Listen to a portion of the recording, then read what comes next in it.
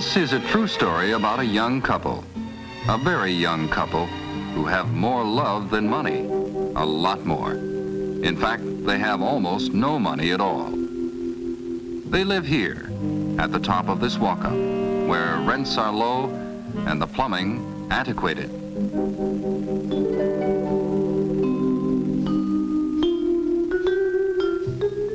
But just to show you how love conquers all, take a look at what a winter of evenings and weekends has done to some very unpromising space. Jack and Jill, we'll call them that, it's not their real name, moved in when it looked like this. And all the furniture they had was these few hand-me-downs. A pair of miserable end tables, a funny old chair from a second-hand shop, a record player from Jack's aunt, some wicker chairs, same source, and this desk covered with many coats of paint. Jill knew that planning was essential if she was going to make every penny count, so she and Jack spent many hours searching for information, studying the ideas other people had developed. The space was long and narrow, with entrance door here, closet here, kitchen door here. The plan was simple. Room divider here, making this area cozy for conversation, music, TV.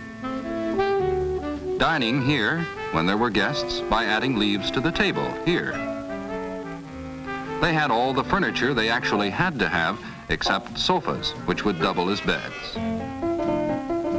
The problem was how to redecorate and refinish it. One of the booklets Jack read said it was easy to do it yourself, so he decided to give it a try. After all, he had nothing to lose.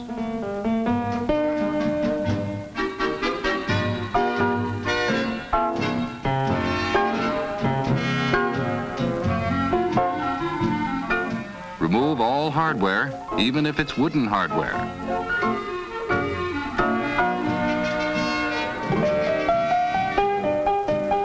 Place hardware in a small container of paint remover.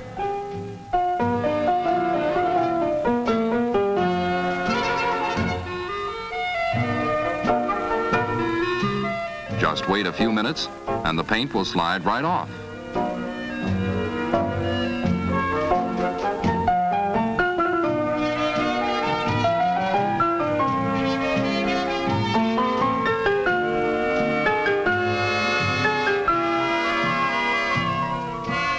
Spread remover generously on old finish. Don't brush out thin. Let the remover do the work.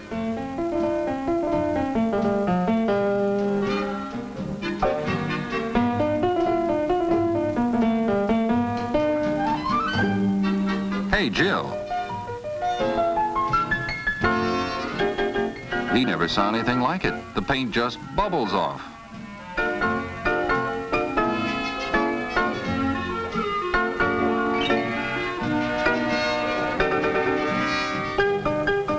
If one coat does not completely penetrate all the old coats, apply a second coat before removing the already bubbled finish, so that all coats can be removed at one time. No second coat necessary here.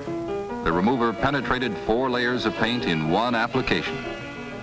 Don't scrape hard. Let the remover do the work. Use a dull knife and remove the old finish in the same direction as the wood grain.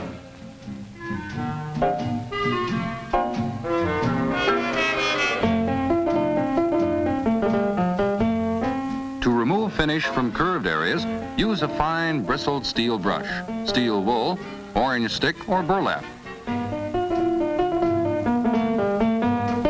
Jack combined steel wool and burlap and finished the job in jig time.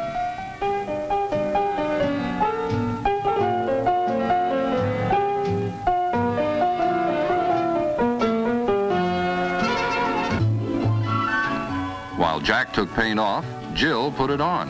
In fact, she became expert in the so-called French provincial finish. First, you spray on gold paint. Allow gold paint to dry overnight. Then, drag flat white paint across the gold in such a manner that gold streaks show through the white paint.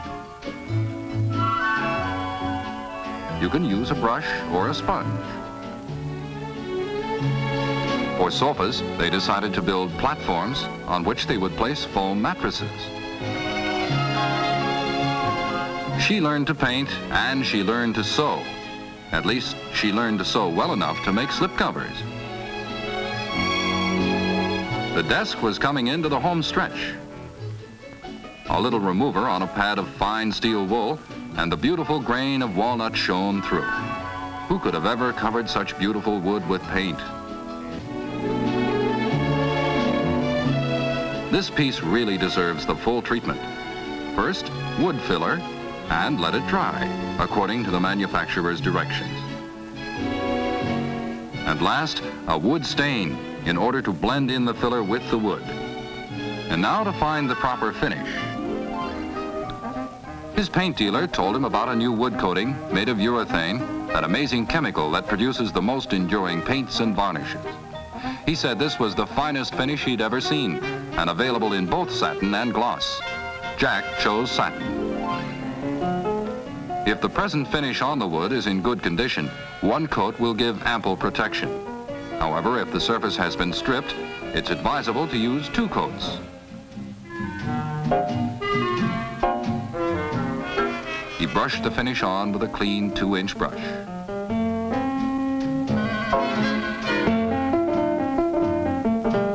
Just cover the whole surface with a thin coat and then tip it off once with the grain. Once across the grain, no more. Don't worry about brush marks. Leave them alone and they'll level out, as the material is self-leveling. After the finish is dry, and it dries quickly, 2 or 3 hours under normal conditions, rub it lightly with the finest steel wool.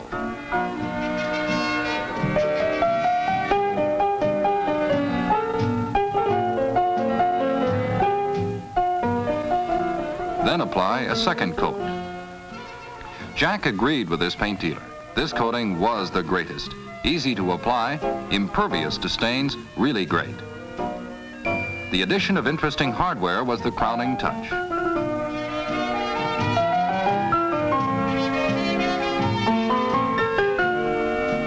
A truly professional job by a rank amateur. The door had to be covered with something, so Jill used the same green hammered satin of the draperies and finished the edges with braid. They really got a bang out of working together. It was such fun to see something turn from ugly duckling to swan in the space of a few minutes. In fact, they got such a bang out of it, they began to spend a lot of time looking for bargains.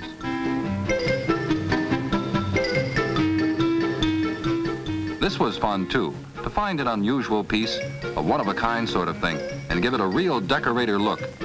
It satisfied the creative urge as well as the practical.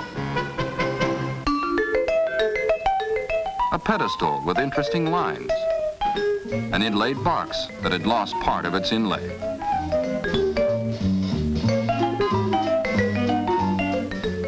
A Chippendale chair. Each had potential. The challenge was to bring it out.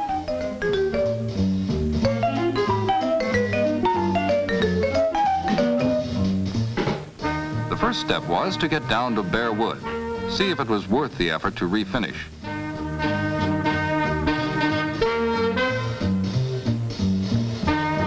This Chippendale chair was definitely worth the effort. In fact, it turned out to be a real find.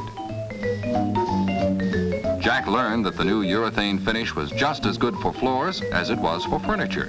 So he brightened up his steps with a couple of coats, both applied the same day, since it dries very fast, and it's not necessary to sand between coats.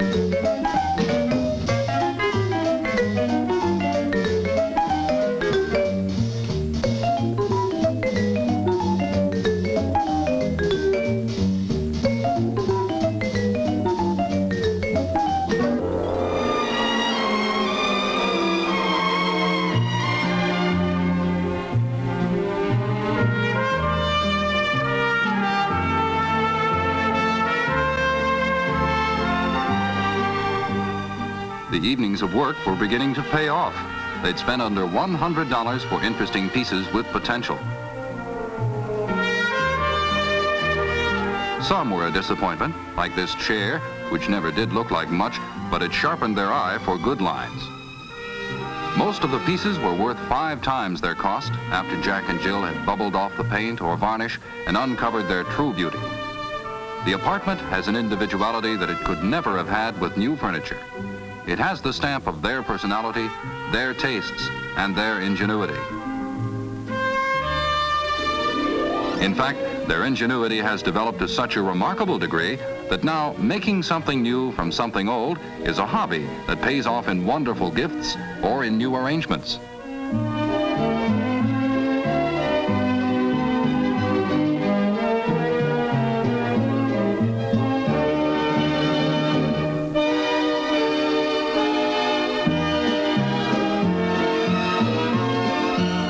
Sometimes even a sale at a handsome profit.